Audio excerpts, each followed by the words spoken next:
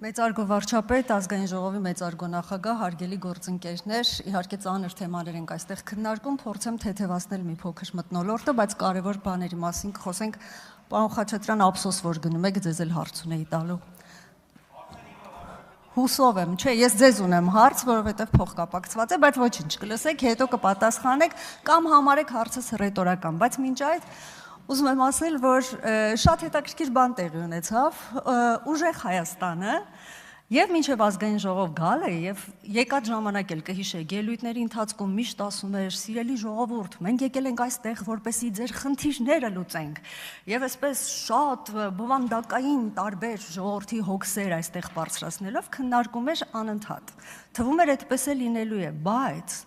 բավական է մի քանի անգամ ասես կտրիչ Ներսիսյան, նրանք մի անգամից մոռացան ժողովրդի հոգսերի մասին, Հայաստանի Հանրապետության վտանգված ապագայի մասին եւ այլն, եւ հեռացան։ Վերնագրենք այս էպիզոդը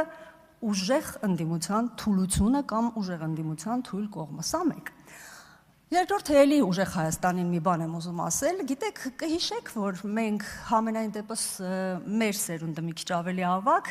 դպրոցում մեզ անգիրներ էին հանձնարարում, չգիտեմ հիմա դպրոցում անգիր այսպես տալիս են տնային աշխատանք թե չէ, 5 բալանոց սիստեմով էին գնահատում, ով էր ստանում 5, ով 3, բոլորն էլ անգիր են ասել, նա ով որ առոգանությամբ եւ սահուն կարողանում էր իր անգիրը ասել։ Հիմա ուզում եմ ասել, սիրելի ուժեղ Հայաստան, ուրեմն 29800-ի եւ 743-ի այդ հարցը Հայաստան դաշինքը աշխարհի բոլոր հնարավոր առոգանություններով, էքսպրեսիայով, երբեմն նույնիսկ դեպրեսիայով, բարձր տոնով, ցածր տոնով, ամեն ինչով համեմելով արդեն տվել է։ Ընդ որում այդ հարցին մենք այնքան սպառիչ ենք պատասխանել, որ ժողովուրդը մեզ 100,000 ձայնից էլ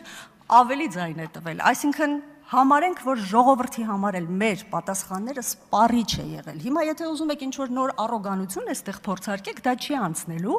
եւ ձեզ որևէ մեկը 5 կամ 2 չի գնահատելու։ Այ պարոն Խաչատրյանը գնաց, ինչ է ուզում ասել։ Ընդհանրապես մարդ, որ հարց է տալիս կամ թեմա է բարձրացնում, ինքը պիտի նպատակ ունենա։ Այսինքն, հարցը տալիս ես ինչի համար, տարբերակ 1, որպեսզի ստանաս այդ հարցի պատասխանը, տարբերակ 2, որպեսզի չստանաս այդ հարցի պատասխանը, բայց ինչ-որ իրարանցումներ, եւ այսպես տարբերակները շատ են։ Հիմա ես ճիշտ եմ հիշում, որ երբ որ խաղաղության պայմանագրի կետերը քննարկում էինք ազգային ժողովում, 8-րդ գումարման ազգային ժողովում,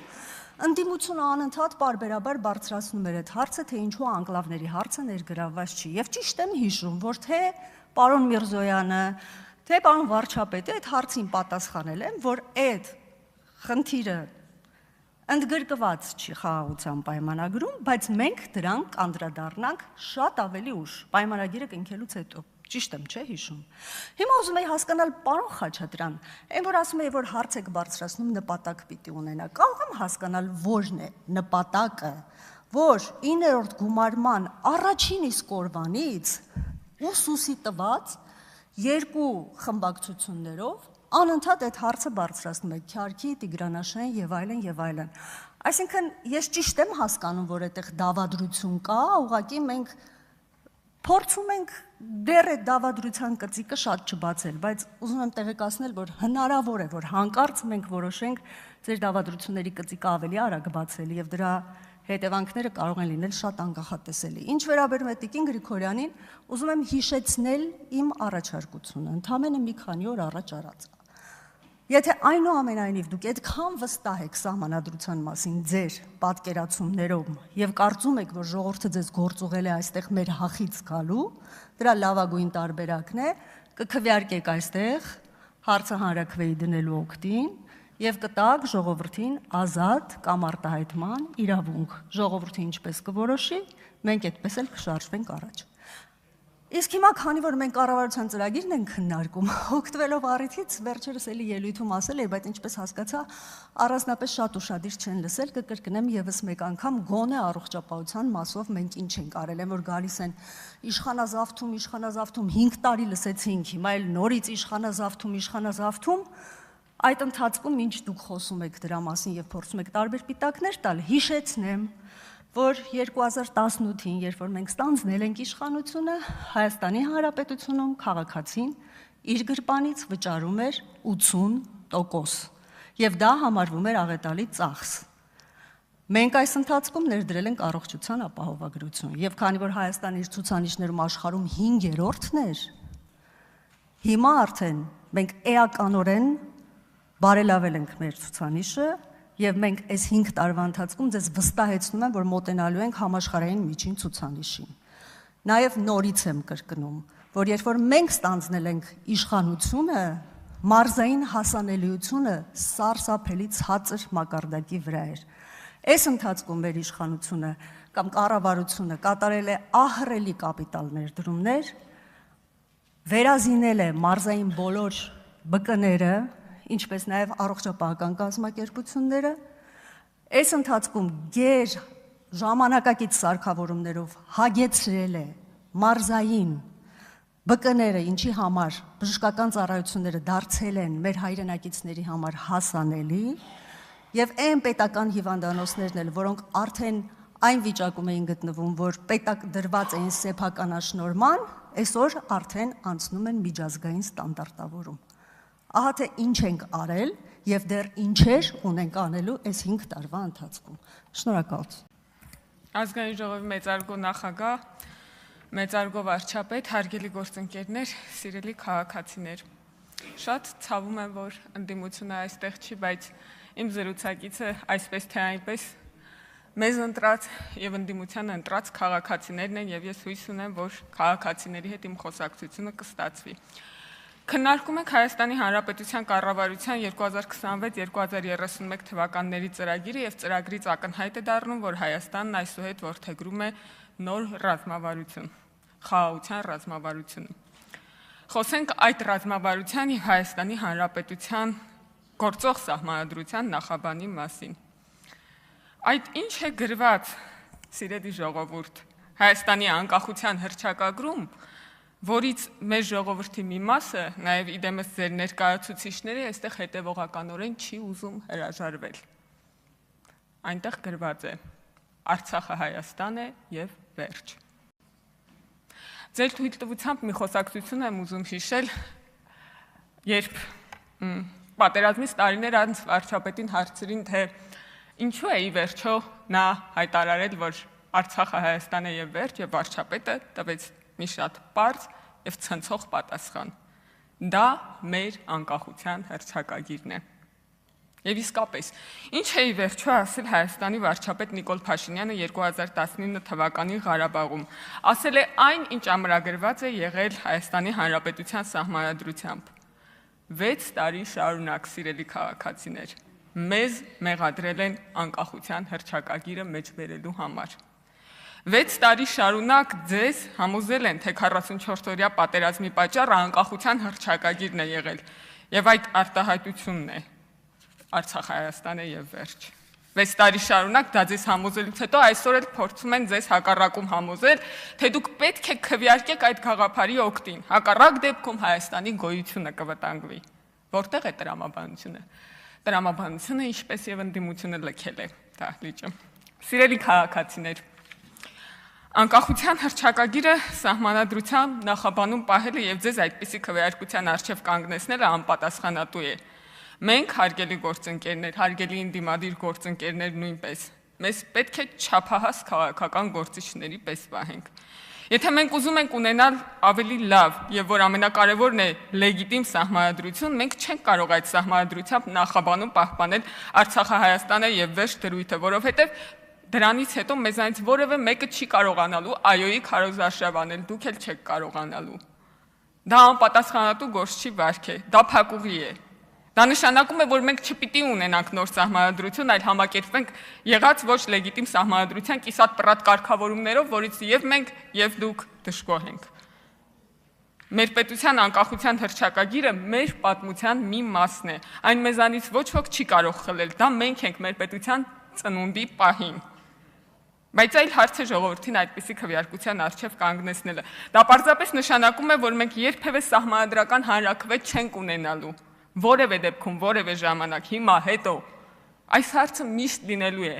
Սահմանադրական հանրաքվեի ժամանակ այս հարցը կանգնելու է մեր առջև։ Ղարաբաղյան շարժումը մեր պատմության մի մասն է, դա մեզնից ոչ ոք չի խլելու։ 44-օրյա պատերազմը մեր ցավն է, դա մեզանից ոչ ոք չի խլելու, բայց այստեղ հարցը ապագայի մասն է, ոչ թե մեր անցյալ պատմության եւ ցավերի։ Սիրելի քաղաքացիներ, ձեզ մոլորեցնելու համար ընդդիմադիր քաղաքական գործիչները հաճախ մեջբերում են Ադրբեջանի նախագահին, ով նույնպես ինչ-որ առիթով կամ առիթներով խոսել է այս հարցի մասին։ Ձեզ անդադ ասում են, լսեք, թե ինչ է ասում Իլհամ Ալիևը։ Ես առաջարկում եմ, լսեք, թե ինչ ենք ասում ինքներս, երբ խոսում ենք այս թեմայի մասին։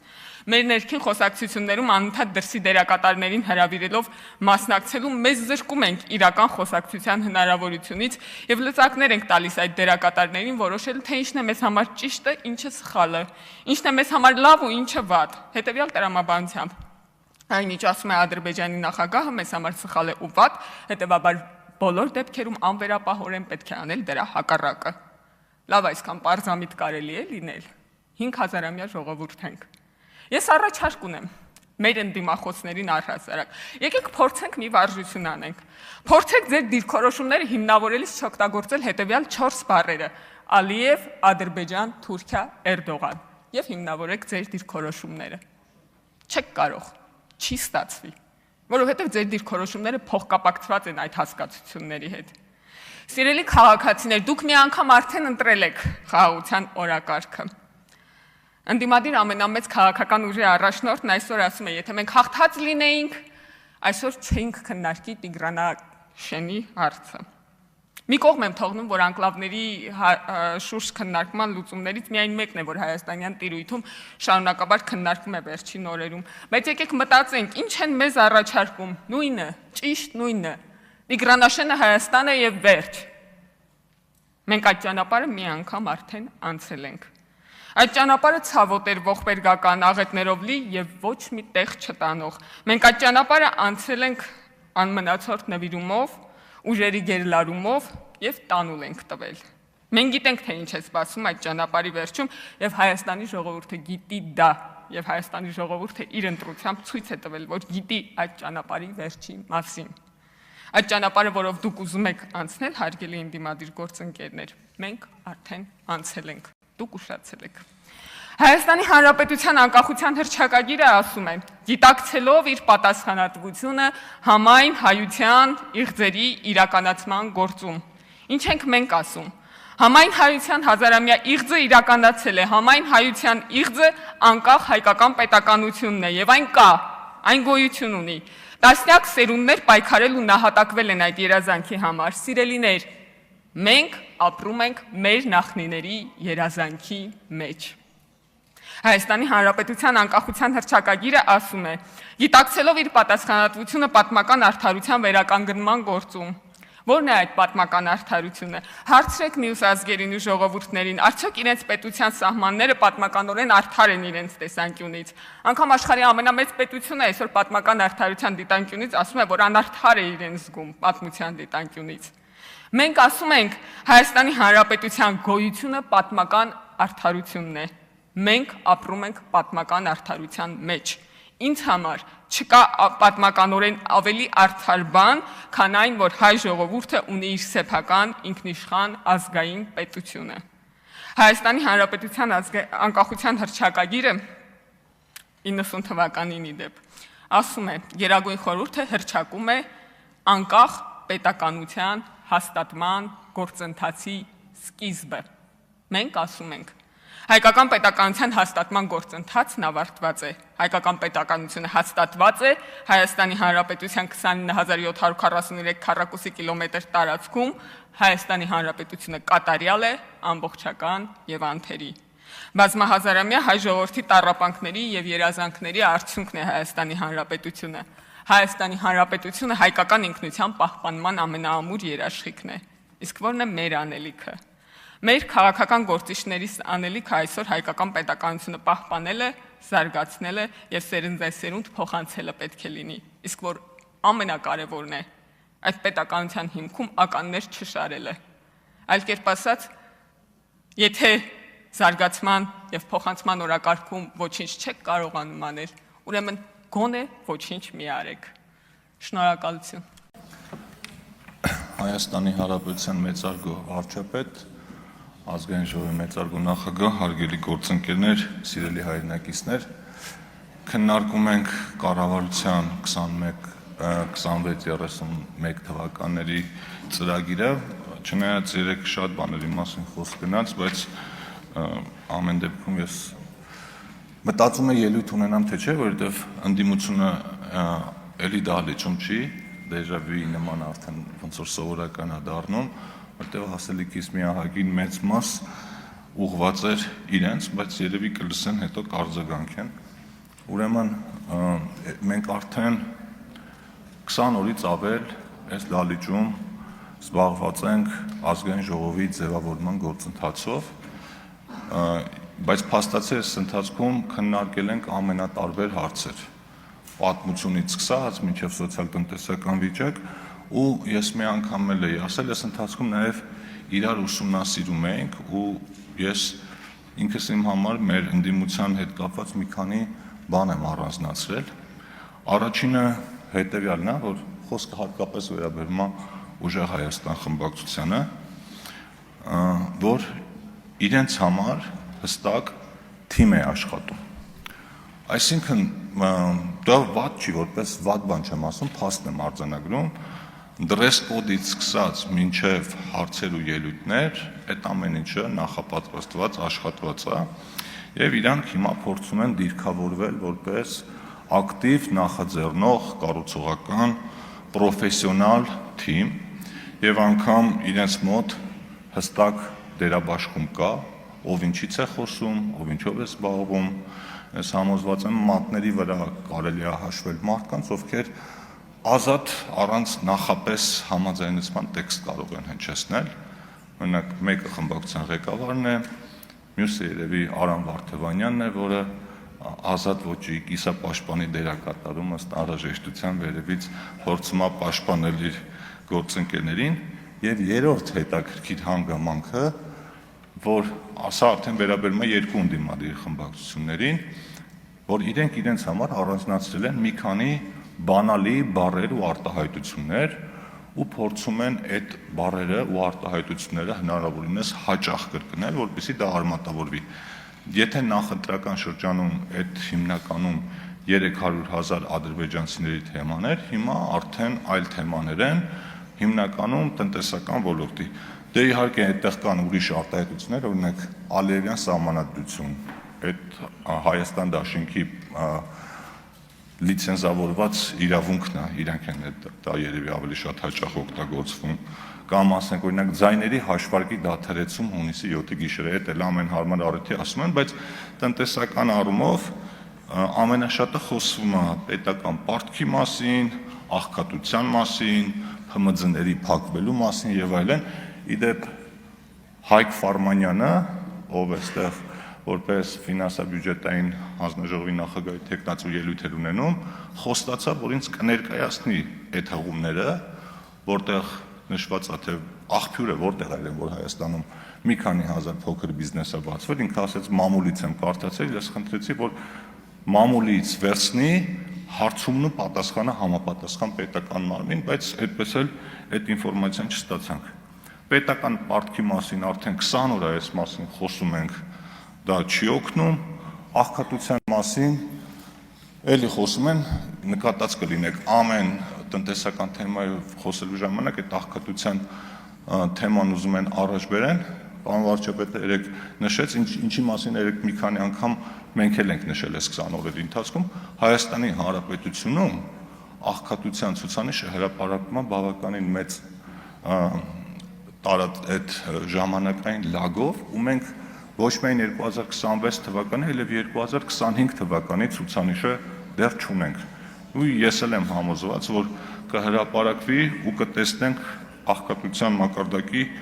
ինչ նվազում կա։ Բայց իրենց հիմնական անելիքը հետևյալն է, իրենք փորձում են ապացուցել մարդկանց, որ մարդիկ վատ են ապրում, ու փորձում են ապացուցել մարդկանց, որ ամեն ինչ շատ վատ է, ընտրակեղծիքներ են, դատական իշխանությունը չի աշխատում, կոռուպցիա եւ այլն, այսինքն այն ինչ եղել է իրենց օրոք, հիմա փորձ են անում վերագրել մեզ։ Եվ այդ ամեն ինչը փորձ են անում շղարշել պրոֆեսիոնալիզմով, ու ընդ որում դա էլ է հետաքրքիր։ Օրինակ Դավիթ Ղազինյանը երբ այստեղ հանդես էր գալիս որպես տարածքային կառավարման հանձնաժողովի նախագահի տեխնացու, ինչից հարցնում էինք, ինքը խոսում էր հեծից։ Երբ հեծի մասին կոնկրետ հարց հնչեց, չպատասխանեց։ Իսկ հարցը հետևյալն էր. այս ընթացքում որքան դիվիդենդ է ստացել Հայաստանի էլեկտրական ցանցերի սեփականատերը կամ սեփականատերերը, ինքը նշեց, որ նախ առաջինը չի իմանում, ինչը տարօրինակ է, եւ երկրորդը ասեց, իսկ միգուցե դա առևտրային գաղտնիք է, ինչը եւս տարօրինակ է։ Իսկ Հայաստանի էլեկտրական ցանցերը ինքը կարգավորվող եւ ցուցակվող ընկերություն է, եւ իրականությունը այն է, որ ըստ ֆինանսական փաստաթղթերի Հայաստանի էլեկտրական ցանցերի սեփականատերերը երկու անգամ դիվիդենդ են ստացել, եթե չեմ սխալվում 24 եւ 25 թվականներին, ամեն անգամ 11.7 միլիարդ դրամ։ Այսինքն ընդհանուր առմամբ մոտ 60 միլիոն դոլարի դիվիդենդ են ստացել։ Չգիտեմ ինչի համար այս թիվը չէին ուզում հնչեցնեին։ Տնտեսական աճի մասին երեկվա այդ հարցն է շատ տարօրինակ, ասում են ինչ էր առաջ թիրախավորվում 7% տնտեսական աճ, հիմա 6% տնտեսական աճ։ Այս մասն էլ չնայած վարչապետը երեք նշեց, ես մի քիչ ավելի պարզ օրինակով նշեմ։ Մեկ բաժակ ջուր խմելը հեշտ է։ Առաջին բաժակը խմելուց հետո մարդը երկրորդ բաժակն էլ կարողանում խմի։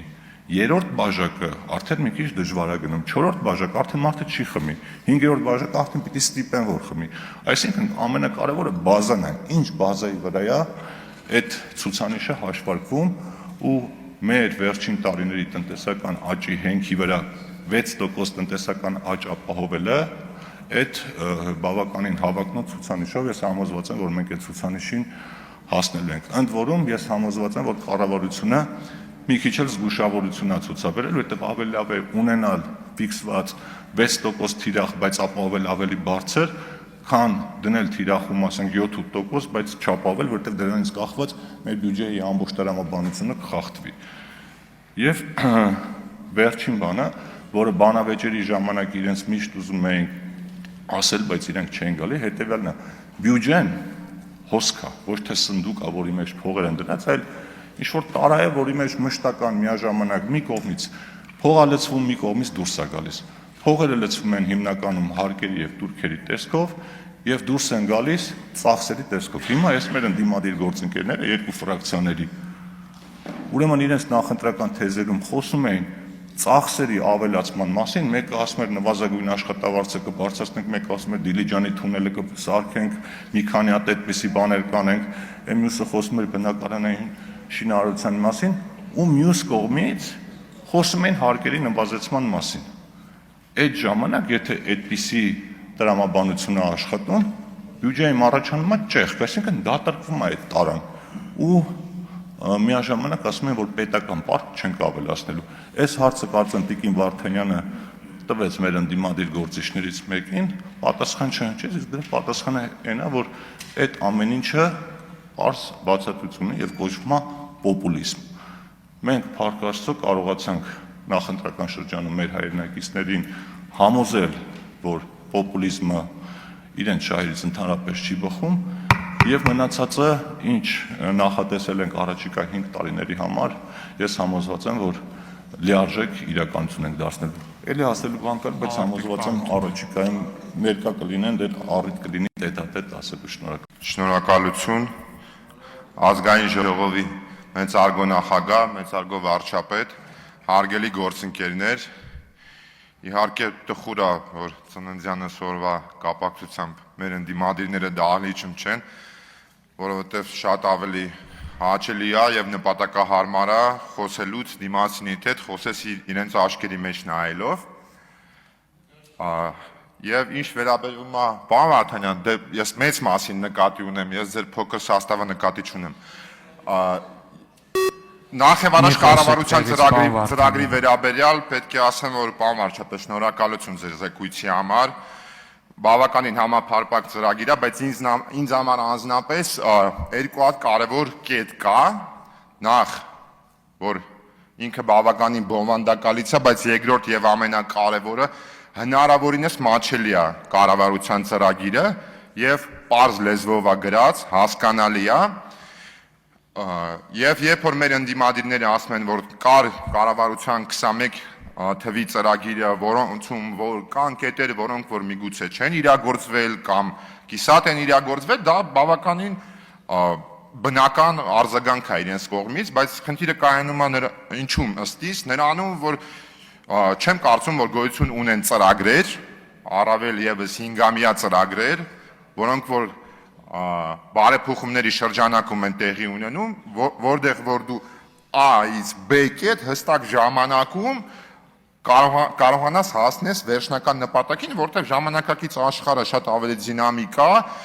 եւ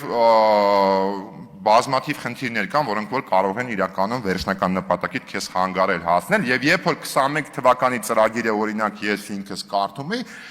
որոշակի առումով ինձ համար էլ կար հարցեր, որ պատկերացման տեսանկյունից ինձ համար բարդ էր պատկերացնել, թե ոնց ենք հասնելու մենք այդ նպատակին, եւ խնդիրը ինչումն էր, խնդիրը նրանում էր, որովհետեւ բոլորս էլ հիշում ենք 20 թվականին այն ահետները ու ճգնաժամերը, որոնց միջով մենք անցել ենք, եւ փաստացի 21 թվականի ծրագիրը որոշակի առումով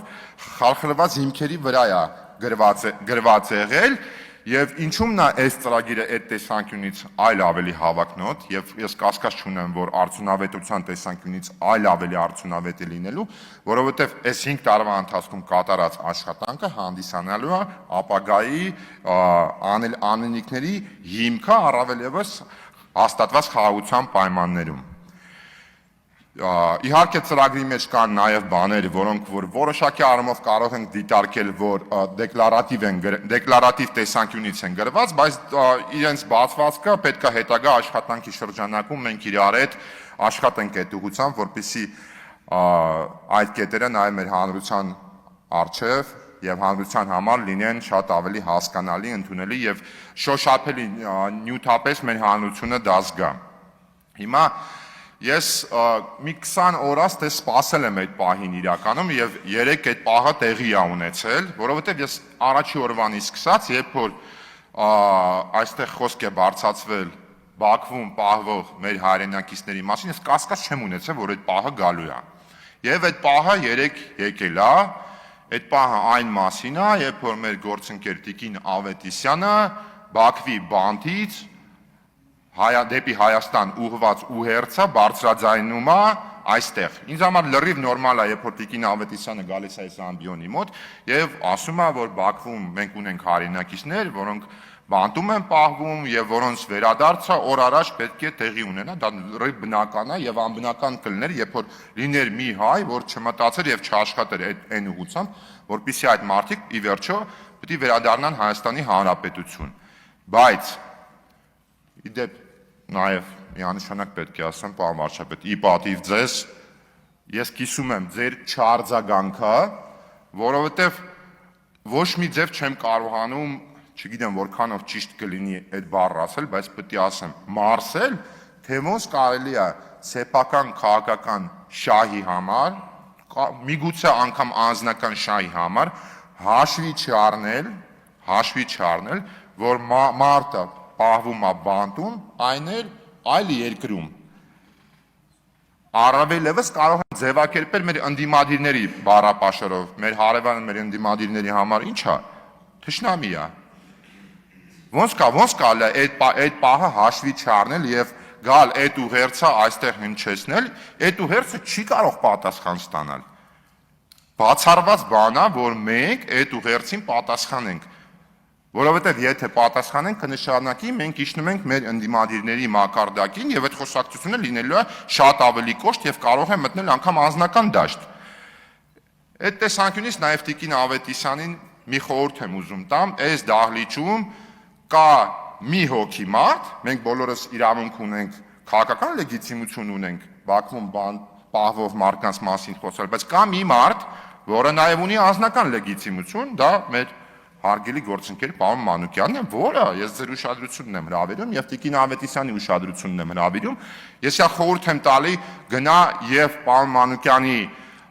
ելույթները ուսումնասիրի եւ տեսնի 23 թվականից ի վեր պարոն Մանուկյանը քանի անգամ է այս ամբիոնի մոտից բարձրաձայնել Բաքվում պահվող մեր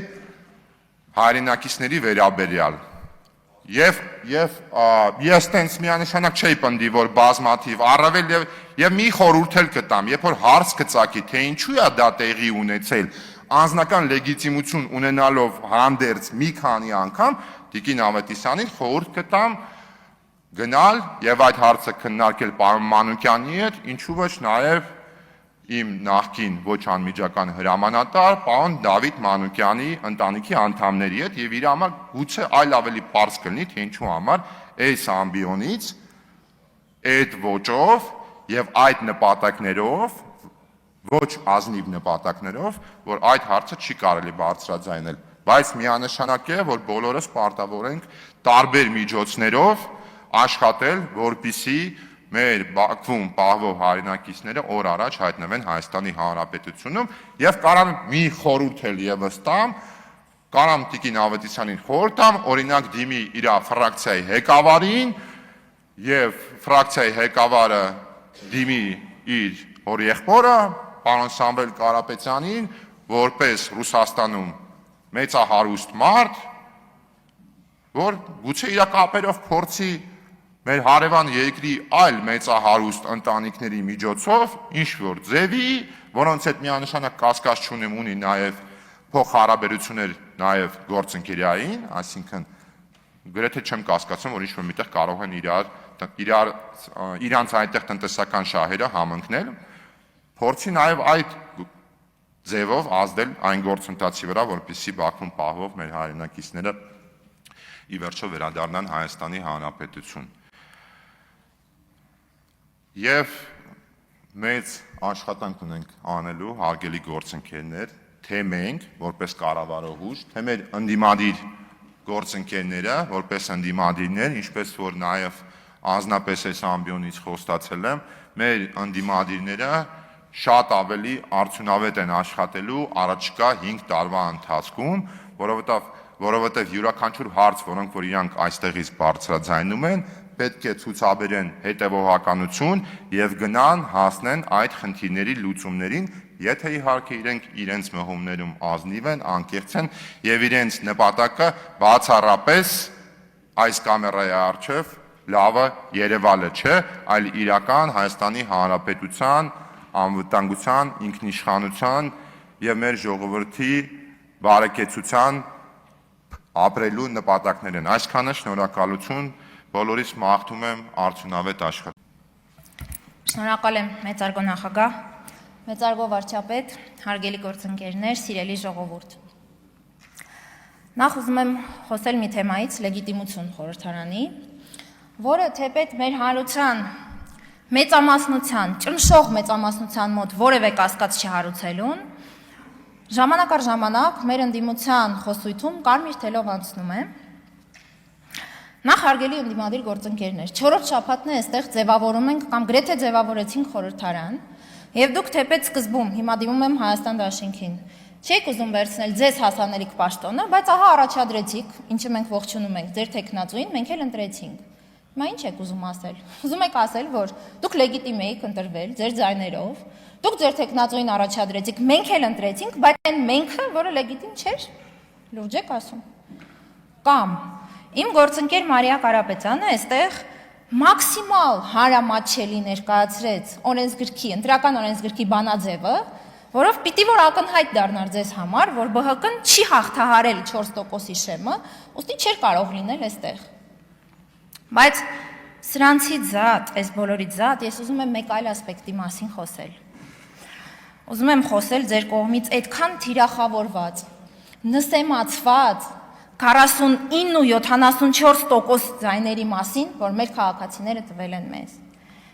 Բայց սա, այս 49 ու 74-ը իրականում ահռելի թիվ է։ Ու գիտեք ինչի է ահռելի, որովհետև երբևէ առաջ Հայաստանում այսպիսի ծավալով ու ուժգնությամբ դրսից միջամտություն չէր եղել որևէ համապետական ընտրության։ Եկեք միասին վերհիշենք ընտրությունները։ Մինչև 18 թվականի ընտրությունների արդյունքները Հայաստանի իշխանությունները սեփական ուժերով, առանց առանձնապես մեծ կողմնակի միջամտության, կեղծում էին ընտրությունները, ունեին լեգիտիմության առումով մեծ խոցելիություն, հետևաբար ինչ կարիք կար միջամտելու ու որևէ բան փոխելու։ Իրանք կառավարելի էին։ Ես չեմ խոսում մի քանի բացառություններից, իհարկե հոկտեմբեր 27 եւ այլն, բայց հիմա չխորանանք դրա մեջ։ 18 թվականի դեկտեմբերի ընտրությունները ամենակիչ ողջամտության դեպքում ակնհայտ էր, որ իմաստ չունի փորձել միջամտել, կես տարի էր անցել հեղափոխությունից։ 21-ի ընտրությունները արդեն շատ ավելի հետաքրքիր էին։ Այստեղ արդյունքը նախ որոշ ուժերի համար ներսից, բայց նաև դրսից ցավալիորեն անսպասելի էր, բայց մյուս կողմից ամեն ինչ ավարտված չէր։ Կային դեռ խաղաքարտեր, կար դեռ Ղարաբաղի հարցը։ Հետևաբար ճակատագրական չէր, այլ ուրիշ էր 26 թիվը այս առումով, որովհետև սա արդեն շրջադարձային էր։ Կար հաստատված խաղաղություն 25 թվականի օգոստոսի 8-ից եւ չկար Ղարաբաղի հարց։ Ու ինչ ենք տեսնում։ Ահռելի ծավալով հարձակում Հայաստանի ուղղությամբ, այլ ինֆորմացիոն առումով, ինչը բոլորիս հայտնի է որպես հիբրիդային պատերազմի գործիք։ Նաև հաշվի առնենք, թե Հայաստանում մեդիան ինչ ծավալով ում է պատկանում, ում հետ է աֆիլիացված։ Հաշվի առնենք այն ֆինանսական ու տնտեսական հզորությունները, որ նախորդ տարիներին կուտակվել էին ապօրինի կերպով ու շարունակում էին գտնվել նույն մարդկանց ձեռքերում։ Տնտեսական ճնշումները, եղածներին գումարած անգամ ավելի մեծ ճնշումների սպառնալիքները։ Ու կարծես այս ամենը քիչ է, ընտրակաշառքի մի անօրինակ այսբերգ, ինչու այսբերգ, որովհետև դրա ընդամենը վերին ծայրն է, որ այսօր իրավապահների դաշտում է։ Մյուս կողմից, քաղաքացիական պայմանագիրը, որը կառավարող կուսակցություն է արդեն 8 տարուց ավելի, այս 8 տարիները եղել են մեր պատմության համար միմյանց հաջորդող ճգնաժամերի տարիներ, բարդ տարիներ, ճգնաժամերով լի տարիներ։ Ու բացի սրանից նաև հաշվի առնենք, որ իշխանությունը ամեն օր կորցնում է ռեյտինգ։ 8 տարի իշխանություն լինելը կատակ բան չի։ Այս ֆոնին ունենալ 49.74%, սա ահռելի թիվ է, ու նորից եմ ասում, սա խոսում է մեր ժողովրդի պետություն ունենալու անկոտրում կամքի մասին, երբ եք վերջապես հաշտվելու սրա հետ։ Հարգելի դաշնակցականներ, օրինակ։ Ու երբ ասում եք, որ այս խաղաղությունը խաղաղություն չի, բարեկեցությունը բարեկեցություն չի, ընտրությունները գողացված եւ այլն, ձեր բոլոր այս խոսույթները գալիս, բախվում ու փշրվում են այս ահռելի 49.74%-ին։ Ու դուք շարունակում եք տորպեդահարել խաղաղության օրակարգը։ Ու որ ավելի վատ է, դա անում եք քողարկված ձևով, փորձում եք այդտեղ էլ մոլորեցնել մեր հասարակությանը, բայց չի հաջողվելու։ Հիմա այստեղ չի ուժեղ Հայաստանը, բայց ինչ են անում։ Գալիս կանգնում են մի օր ճեպազորից են տալիս, ասում են՝ «Թրիփը ճանապարհ է, ոչ թե Միջանցք»։ Իրենց մի գործընկերն էլ, որ այստեղ հանձնաժողովի նախագահի տեխնացու էր, տեղյակ չի լինում այս տակտիկական ադապտացիայի մասին, ու գալիս ասում է՝ «Չէ, գիտեք, վստահ չեմ, թրիփը ճանապարհ է թե Միջանցք, մտավախություններ ունեմ»։ Հետո տեսնում եք, որ սա լավ տարածվեց մեդիայում, որոշ բոնուսներ ձեզ բերեց, մի քանի օրից, էլի գալիս եք ու ասում եք՝ «Մի րոպե, այն որ ասեցինք թրիփը ճանապարհ էր ոչ թե Միջանցք, դա ասում ենք, որովհետև մեզ դրսից էլ են լսում, մեզ այդ խոսույթը պետք է, բայց մի հատ էլ հիշենք, էլի, որ մենք մտավախություններ ունենք»։ Հիմա սրա անունը ի՞նչ դնենք։ Կամ Պետրոս Ղազարյանի նախընտրական հարցազրույցում Նարեկ Կարապետյանը ասում է. «Խաղաղության պայմանագիրը մենք չենք փոխելու, ընդհանրապես ավելացնելու ենք երաշխավորների հատվածը»։ Իսկ ինչ ա գրած խաղաղության պայմանագրում։ Գրված է, որ Հայաստանն ու Ադրբեջանը ճանաչում են միմյանց տարածքային ամբողջականությունը Ալմատիի հռչակագրի հիման վրա, որ չունեն ու չեն ունենալու տարածքային պահանջներ միմյանց հանդեպ։ Ու հրաշալի գիտեք, որ Տիգրան Աշենը չի մտնում Հայաստանի Հանրապետության միջազգայինորեն ճանաչված տարածքի մեջ, բայց իմանալով, որ նախընտրական շրջանում իմանալով, որ խաղաղության պայմանագիրը ընդունելի էր հանրության կողմից, ասում եք չենք փոխելու։ Իսկ այսօր երեք այստեղ վարչապետին հարց է ուղղում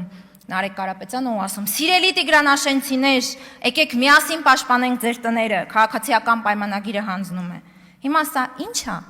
Ինչ անվանենք։ Կամ ձեզնից, ով էր ձեր падգամավորներից, հարգելի Հայաստան դաշինք, այստեղ բաներ արել, կպել էր ու չէր պոկվում Իրանի մտահոգություններից։ Բացատրում ենք, ասում ենք, որ մեր գործընկեր Իրանի հետ մենք մշտական կապի մեջ ենք, բոլոր հարցերին պատասխանում ենք, նաև թրիփ նախագծից ուղղակիորեն առանձին, բայց թրիփի արդյունքում ստեղծվելու է Պարսից ծով, Սև ծով երկաթուղային կապը։ Արձագանքի ժամանակ էլի շարունակում եք ինչ-որ մտածածին պաշտոնյայի անուն եք տալիս, այսինքն մտածածին մեջբերում եք անում ինչ-որ զինվորականից Իրանի։ Սա ում շահերն է սպասարկում, հարգելի գործընկերներ։ Կամ այստեղ Արեգա Հովսեփյանը ասում է կախվածությունը մեկ կենտրոնից հղի է ռիսկերով, դու միշտ պիտի ունենաս դիվերսիֆիկացիա, առավել եւս տնտեսական, ու նույն ուժի ներկայացուցիչները, երբ Հայաստանը փորձում է դիվերսիֆիկացնել իր արտահանումը, փորձում է այլընտրանք գտնել Վերին Լարսին, այդ թվում ԵՄ օգնությամբ, ու բախվում է Ռուսաստանի կողմից ձեր իսկ խոսքերով քաղաքական դրդապատճառներով ներկրման արգելքին, դուք սրա համար Հայաստանին եք մեղադրում։ Սրա նորմալ է որ նա, որտեղ եք ստեղ տեսնում Հայաստանի շահի սպասարկում։ Հապկի համար էլ չասեմ, որովհետև երկու անգամ հարցրել եմ այստեղ էլի ձեր տեխնացուներին, հստակ պատասխան չի եղել։ Ու փոխանակ գաք այստեղ։ Ուղիղ ասեք, որ ՀԱՊԿ չի կատարել Հայաստանի հանդեպ իր պայմանագրային պարտավորությունները, երեք էլի հարցահնչում ուժեղ Հայաստանի մի падգամավորի կողմից, չեմ հիշում ում կողմից, վարչապետին ասում է 21-26 թվականների ձեր ծրագրում ՀԱՊԿ կար, հիմա չկա, ՆԱՏՕ եք գնում։ Սենց եք դուք տեսնում Հայաստանի շահի սպասարկումը, հարգելի գործընկերներ։ Ինչևէ, մեր պետությանը, սիրելի քաղաքացիներ, օդ ու ջրի պես անհրաժեշտ են, իրապես քաղաքական, իրապես հայաստանացին, ոչ դրսածին օրակարգեր սպասարկող քաղաքական ուժերը միավորներ։ Ու այս առումով գնդակը նորից մեր դաշտում է, մենք ենք ձեր քվեով ոչտված կառավարող ուժը, ու ձեր իսկ պահանջով պարտավոր ենք լինելու շարունակել տարբեր ժամանակահատվածներում դանդաղ ընթացած բարեփոխումները,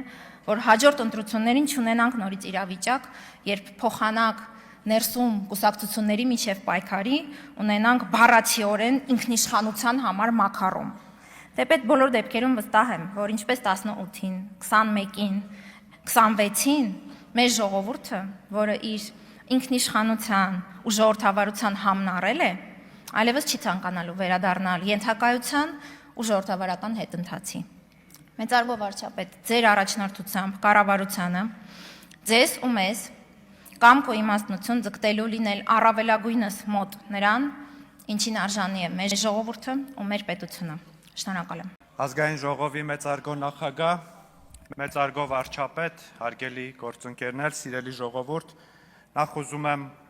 ներողություն խնդրել Կենտրոնական Ասիայի պետությունների բարեկամ ժողովուրդներից նախորդ ելույթում հնչած անփույթ եւ անշնորհք արտահայտության համար։ Ցավալի է, որ Մարդու իրավունքների հանձնաժողովի նախագահը իր առաջին ելույթը ընտրվելուց հետո այս դահլիճում նման պարոն Խանդանյան արտահայտությունով է հանդես գալիս, նեոֆաշիզմը այս դահլիճում տեղ չունի։ Նաև ձեզ հորդորում եմ Տիկին Գալստյան շարունակել այդ քաղաքական անգրագիտությունը տարածել, ասելով, որ մենք ընտրողների 29%-ն ենք ստացել, ձայների 29%-ն ենք ստացել, եթե նույն տրամաբանությամբ շարժվեք, ձեր ֆրակցիան ուղղակի անցողիկ շեմը չէր հաղթահարի եւ ազգային ժողովի դահլիճում այսօր միայն քաղաքացիական պայմանագիր խմբակցությունը ներկա կլիներ։ Քաղաքական պատասխանատվություն, թողեցին գնացին էլի։ Քաղաքական պատասխանատվության մասին են խոսում։ Ու չեն ֆիքսել, որ 2018 թվականից հետո քաղաքական պատասխանատվության ենթարկողը ժողովուրդն է ու քաղաքական պատասխանատվության ենթարկելու գլխավոր իրադարձությունը ընտրություններն են։ Եվ ժողովուրդը մեզ ենթարկել է քաղաքական պատասխանատվության, տալով 40,000 ձայնով ավելի, քան տվել է 2021 թվականին։ Իրենց էլ է ենթարկել քաղաքական պատասխանատվությամբ, կրկնակի քիչ ձայն տալով։ Հարգելի գործընկերներ, քննարկում ենք կառավարության 2026-2031 թվականների գործունեության ծրագիրը եւ ինչպես ժամանակակից աշխարհում յուրաքանչյուր մեծ նախագիծ մինչև իրականացումը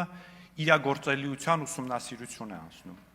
Եվ պիտի արձանագրել, որ ներկայացված ծրագիրը իրագործելիության ուսումնասիրությունն անցել է։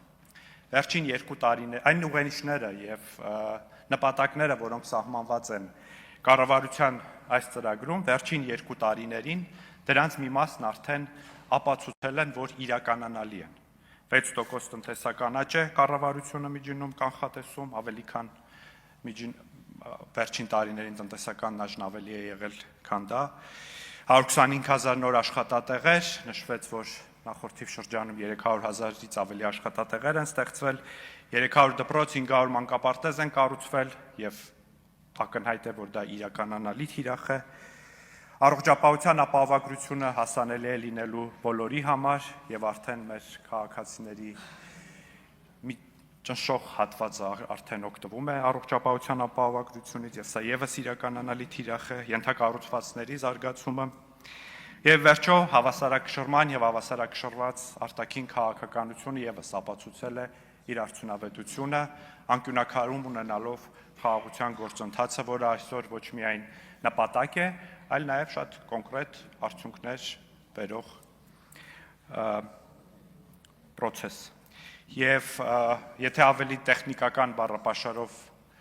բնութագրենք, կառավարության այս ծրագիրը իր test drive-ը անցել է։ Ես ուզում եմ անդրադառնալ նախորդ օրերին քննարկումների մի քանի թեմաների, չնայած ընդդիմությանն էր ավելի շատ խոսքը սուղված այստեղ չեն,